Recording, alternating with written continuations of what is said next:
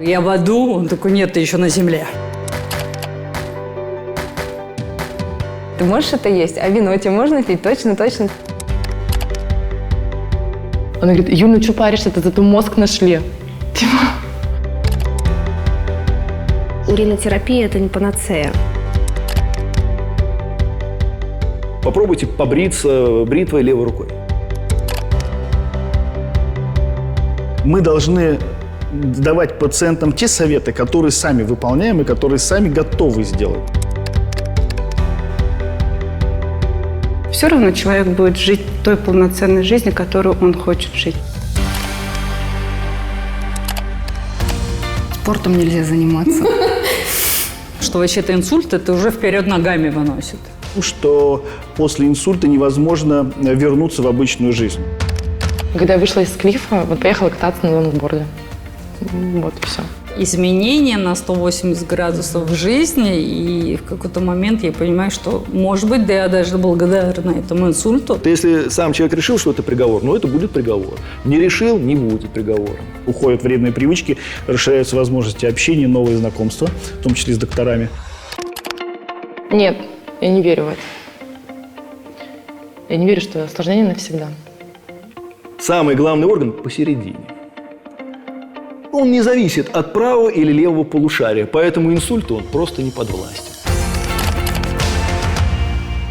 Сам момент, да, когда заболела резко голова и так далее, у меня в голове родилась идея, что инсульт. Как будто тебя просто стукнули по голове, все зазвенело, и она вот не то, что там вспышкой прошла, нет, то есть это какое-то такое длительное состояние. Я идти не могу, говорить не могу, ничего не могу. Ощущение, ну, вот если среди вас есть технические люди, вот как будто стерлась программа. Паниковать – это самое главное. Поднимать ноги наверх, давать лекарства, пытаться самим оказать помощь, если он не имеет медицинского образования. Не даем ничего не есть, не даем никакие таблетки. Никаких препаратов нельзя давать до момента, соответственно, приезда бригады скорой помощи. Такой прям помощи какой-то нет. Помощь – это просто вот вызвать скорую, и все. Единственное, что мы можем сделать, это положить пациента на бок, чтобы избежать аспирации. А для пациента, который перенес инсульт, самое важное – это время. Время равно количеству мозга, которое мы спасем. Но моя бабушка скажет, что точно да. Типа, это подорожник положи. Ну вы чё? Сейчас уже 21 век, технологии. Я все-таки доверяю врачам. В моем случае нет, по причине их отсутствия. Инсульт, я бы сказала, это такая многогранная болезнь, у которой не бывает, что он случился только из-за этого. Он случился, потому что сошли звезды, и там может быть 5-6 факторов. Ну да, это зависит от образа жизни. Если посмотреть факторы риска, то там, конечно, имеется такой пункт: образ жизни, курение, там, употребление, злоупотребление там, спиртными напитками. Плюс один большой – я вышла замуж. Сразу же.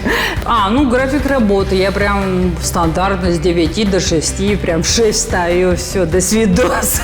Закончилась гонка какая-то на перегонки с самим собой. Убрать лишнюю физическую нагрузку.